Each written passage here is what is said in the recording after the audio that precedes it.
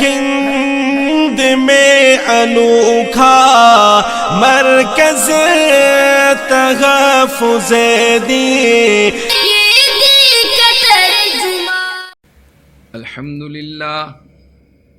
للہ کفا وسلام علی عبادہ الذین اصطفى اما بعد فاعوذ باللہ من الشیطان الرجیم بسم اللہ الرحمن الرحیم. شہر رمضان الذی انزل فیہ القرآن ھدی للناس وبینات من الہدی والفرقان. صدق اللہ مولانا العظیم. ناظرین و سامعین، تحفظ دین میڈیا کو چاہنے والوں، میرے عزیز دوستوں، بزرگوں، میری ماں اور بہنوں، رمضان المبارک کے اندر اللہ جل شانہ نے قرآن پاک کا نزول فرمایا، اور اس مبارک مہینے کے اندر قرآن کی تلاوت الحمدللہ ہم کرتے ہیں. قرآن کا حق ادا کیجیے. قرآن کو کیسے پڑھنا چاہیے؟ ورتل القرآن ترتیلا. قرآن کو ترتیل اور تجوید کے ساتھ پڑھیے. اور قرآن کو اللہ تعالیٰ نے پڑھنے کا جو حکم دیا ہے، اگر اس کے خلاف آپ پڑھ رہے ہیں یا اپنی طرف سے کچھ کمی بیشی کر لے رہے ہیں تو بہت بڑا جرم ہے، بہت بڑا گناہ ہے. اللہ کے رسول صلی اللہ علیہ وسلم نے فرمایا رب قارئ للقرآن والقرآن یلعنہ. بعض قرآن پڑھنے والے ایسے ہیں کہ قرآن ان پر لعنت کرتا ہے. سبب کیا ہے؟ وجہ کیا ہے؟ اس کی وجہ یہ ہے کہ ترتیل اور تجوید کے خلاف جو پڑھتے ہیں ان پر قرآن پاک لعنت کرتا ہے. اس لیے میرے عزیز دوستو، اس مبارک مہینے کے اندر قرآن پاک کا حق ادا کیجیے اور قرآن کو سمجھنے کی کوشش کیجیے. تفسیر ملاحظہ فرمائیے، ترجمے پہ غور و فکر کیجیے، کیونکہ بار بار قرآن کہہ رہا ہے فلا یتدبرون القرآن. تم قرآن پاک کے اندر غور و فکر کیوں نہیں کرتے؟ قرآن کو غور و فکر کر کے پڑھنا، سمجھ کر پڑھنا، یہ بہت ضروری ہے، تاکہ آپ سمجھو گے تو دوسروں کو سمجھا سکو گے اور دوسروں تک کے قرآن کے میسج کو، پیغام کو پہنچا سکو گے.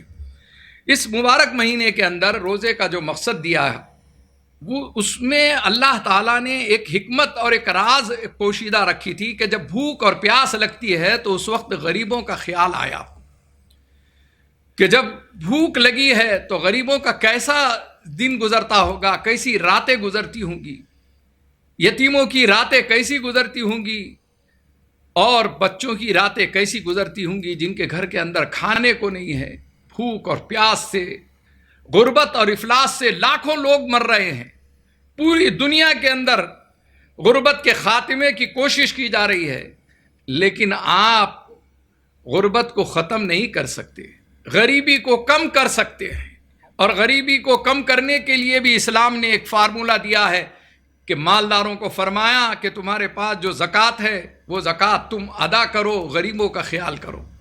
یہ ایک موضوع ہے، انشاءاللہ اس کے بعد کے ویڈیو میں آپ ملاحظہ فرمائیں گے. اس وقت مجھے یہ کہنا ہے کہ بھوک کی حالت میں، پیاس کی حالت میں غریبوں کا خیال آنا چاہیے، یہ روزے کا مقصد تھا.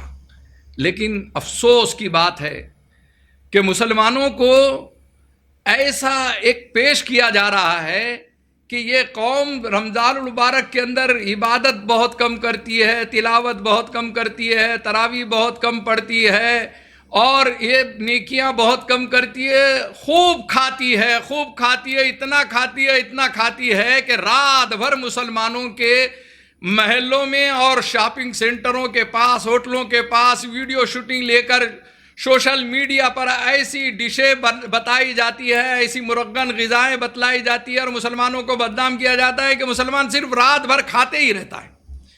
اور تعجب تو یہ بھی ہوتا ہے بعض وقت کہ میڈیا اس طریقے سے بدنام کرتا ہے کہ اس سے پہلے ایک ڈیبیٹ میں ایک صاحب نے کہا کہ مولانا محفوظ الرحمان صاحب، ہم آپ سے ایک بات یہ پوچھنا چاہتے ہیں کہ آپ کے پاس مسلمان اتنا کھاتا ہے کہ مساجد سے اعلان کیا جاتا ہے کہ بھئی کھانا بند کر دو، سحر کا وقت ختم ہو چکا ہے.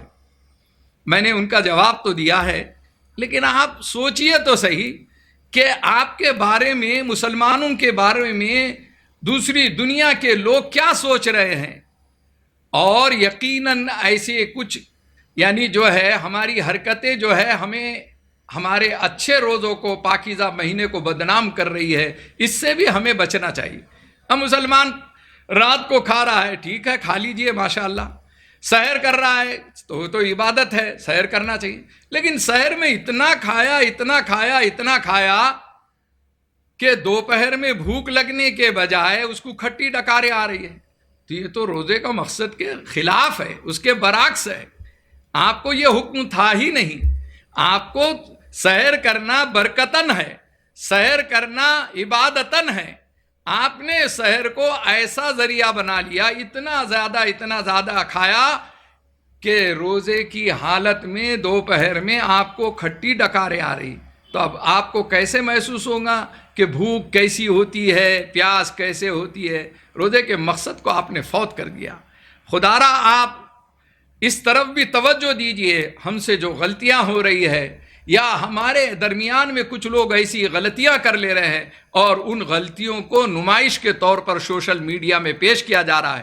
ہم مذمت کرتے ہیں ان میڈیا والوں سے، کہ ان میڈیا والوں کی حرکتوں کی، کہ جو صرف مسلمانوں کے کھانے پینے کی چیزوں کو جو ہے لوگوں کے سامنے محفلیں بتلا رہے ہیں، محفلوں کی رونقیں بتلا رہے ہیں، اور اس میں یعنی مرغن غذاؤں کا تذکرہ. گھروں میں جا کر ویڈیو شوٹنگ ہوتی ہے.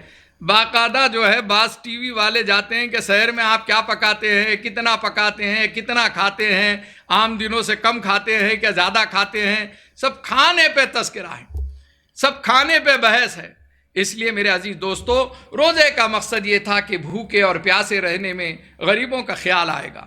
اور اللہ جل شانہ نے مالداروں کو، جب مال دولت جب زیادہ آ جاتی ہے تو مال آتے ہی چال بھی بدل جاتی ہے.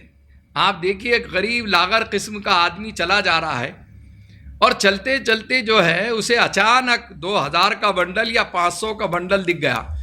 تو وہ ادھر ادھر دیکھتا ہے، اور دیکھنے کے بعد کوئی نہیں دیکھ رہا ہے تو وہ بنڈل کو اٹھاتا اور جیب میں ڈال لیتا ہے. یہ بیچارہ بیمار تھا، لاغر تھا، کمزور تھا. بہت مشکل سے اس کے پیر بھی اٹھ نہیں رہے تھے، قدم نہیں اٹھ رہے تھے. لیکن جیسے ہی اس بنڈل کو اس نے جیب میں ڈالا، ادھر ادھر دیکھ کر ایسا تیز رفتاری سے چلنے لگا، بھاگنے لگا، گویا کہ کوئی اسے آ کر پکڑ نہ لے. تو میں کہا کرتا ہوں اکثر کہ مال کا پاور جو ہے، منی پاور جو ہے، وہ یہ ہے کہ کمزور کو قوی بنا دیتا ہے، اور اتنا طاقتور بنا دیا کہ اس نے پیچھے مڑ کر بھی نہیں دیکھا. تو مال آتے ہی چال بدل گئی. اب چال اتنی زیادہ بدلی ہے کہ اب آپ کے صاحب جو ہے بچوں کا بیڈ روم الگ، فلاں کا بیڈ روم الگ، اس کا بیڈ روم الگ، اور ایک گھر ایک محل نما بنا ہوا ہے. ماربلز لگائے جا رہے ہیں، گرینائٹ لگائے جا رہے ہیں. خوب اللہ نے دیا ہے، اس کا اظہار عمارتوں کے ذریعے سے کیا جا رہا ہے. حالانکہ میرے آقا صلی اللہ علیہ وسلم نے فرمایا کہ مسلمان کا، ایمان والے کا بدترین مال وہ ہے جو تعمیرات پر خرچ کیا جاتا ہے. آپ ضرورتاً پختہ ضرور بنائیے. 10 سال 20 سال جینا ہے، 100 سال جینا ہے، اس کے لحاظ سے آپ پلاننگ کیجئے، عمارت بنائیے. لیکن یہ کیا طریقہ ہے کہ سارے گرینائٹ لگانے لگ گئے، سارے ماربلز لگانے لگ گئے، اور گھروں کو اس قدر خوبصورت اور بہت محل نما بنا کر جو ہے آپ اپنے پیسے کو برباد کر رہے ہیں. مال آتے ہی آپ کی چال بدل گئی. پہلے اس دن کو یاد کیجئے، اپنے ماضی کو یاد کیجئے کہ ٹین شیڈ کے اندر آپ رہتے تھے، گرمی میں کیسے زندگی بسر کرتے تھے، فٹ پاتھ پہ کیسی زندگی بسر کرتے تھے، ایک کمرے میں 4 6 لوگ کیسے زندگی بسر کرتے تھے. اس طریقے سے اپنے ماضی کو جو یاد رکھتا ہے وہ اپنے مال کو اس طریقے سے غلط طریقے سے جو ہے خرچ نہیں کرتا ہے. تو بھوک کی حالت اور پیاس کی حالت میں ایک مالدار کو ایسا خیال آنا چاہیے، اور وہ خیال اس کو اس بات کے اوپر مجبور کرنا چاہیے کہ غریبوں کا بھی حق ہے. وفی اموالہم حق للسائل والمحروم، تمہارے مالوں میں غریبوں کا، سائلوں کا حق ہے. واما السائل فلا تنہر، تم سائل کو جھڑکو مت. تم نے قرآن پڑھا ہوگا اور تم نے غور و فکر کیا ہوگا تو تمہاری زندگی کے اندر کبھی بھی یہ حرکت نہیں ہوگی. یہ مبارک مہینے کے اندر مدارس کے لوگ آتے ہیں آپ کے پاس، سفرا آتے ہیں، غریب لوگ آتے ہیں. مال کے اعتبار سے تم کو اللہ تعالیٰ نے مالدار بنایا، اس لیے آپ کے پاس آتے ہیں. آپ کو زکوٰۃ دینا ہے، صدقہ و خیرات دینا ہے، خوش دلی سے دیجیے، چاہے تھوڑا دیجیے یا زیادہ دیجیے، لیکن ترسا کر مت دیجیے، تڑپا کر مت دیجیے، پریشان کر کے مت دیجیے، جھنجھلاہٹ سے مت دیجیے، دو جان پر مت دیجیے۔ ایک عجیب قسم کی مالداروں کے مزاج ہو جاتے ہیں۔ میں اکثر کہا کرتا ہوں کہ بھائی رمضان میں ہی دینا کیا زکوٰۃ فرض ہے کیا؟ آپ کی زکوٰۃ جب فرض ہو چکی تھی ربیع الاول میں دیجئے، آپ رجب میں دیجئے، آپ شعبان میں دیجئے، اللہ تعالیٰ اجر و ثواب دینے والا ہے، ڈبل بھی دے سکتا ہے۔ آپ کا اخلاص جو ہے اس کے بنیاد کے اوپر اللہ تعالیٰ دیتا ہے۔ آپ رمضان میں ان سفرا کو کیوں بلاتے ہو؟ آپ رمضان میں ان غریبوں کو کیوں بلاتے ہو؟ کیوں دھکے کھلاتے ہو؟ آپ روزے کی حالت میں چڑچڑے ہو جاتے ہو، غصے والے ہو جاتے ہو، آپ کو روزہ لگ جاتا ہے، جب آپ کو معلوم ہے آپ کا مزاج، آپ کی طبیعت، پھر آپ نے کیوں بلایا ہے؟ بلانے والوں کو آپ محروم کرتے ہیں، بلانے والوں کو آپ جھڑکتے ہیں، تو یہ کیا رمضان میں آپ گناہ نہیں کماتے؟ آپ یہ غلط حرکت کی وجہ سے آپ کی پکڑ نہیں ہونے والی ہے۔ آپ کسی کو جھڑک دیتے ہیں، اس کا دل دکھا دیتے ہیں، آپ کتنا بڑا جرم کر رہے ہیں، آپ کتنا بڑا گناہ کر رہے ہیں۔ اس لیے میرے عزیز دوستوں اور میرے عزیز بھائیوں، اس مبارک مہینے کے اندر اس ہاتھ سے دے اس ہاتھ کو خبر نہ پڑے، صدقہ خفیہ دینے کی کوشش کریں۔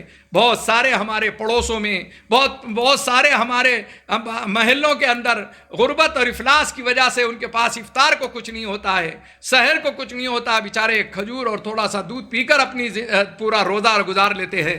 ان بھائیوں کی طرف یعنی جو ہے آپ کی توجہ ہونا چاہیے، ان کے گھروں تک کہ آپ کو یعنی جو ہے معاشی اعتبار سے ان کے مستحکم کرنے کی فکر کرنا چاہیے۔ اللہ جل شانہ نے جو مال دیا ہے اور یہ روزے کا جو مقصد ہے، یہ دونوں مقصد الحمدللہ پھر بھی یہ امت جو ہے بانج نہیں ہے۔ اس امت میں بہت سارے جیالے ہیں، قابل تعریف مالدار ہیں، سخی ہیں، کہ جو اپنی جھولیوں میں سے لاکھوں کروڑوں روپیہ خرچ کرتے ہیں، وہ قابل تعریف ہے۔ جن سے غلطیاں ہوتی ہے انہیں اپنی غلطیوں کو، اپنی غلط عادتوں کو چھوڑنے کی کوشش کرنا چاہیے۔ اللہ جل شانہ مجھے آپ تمام کو عمل کی توفیق عطا فرمائیں۔ وآخر دعوانا ان الحمدللہ رب العالمین۔ ہے ہند میں انوکھا مرکز تحفظ دین،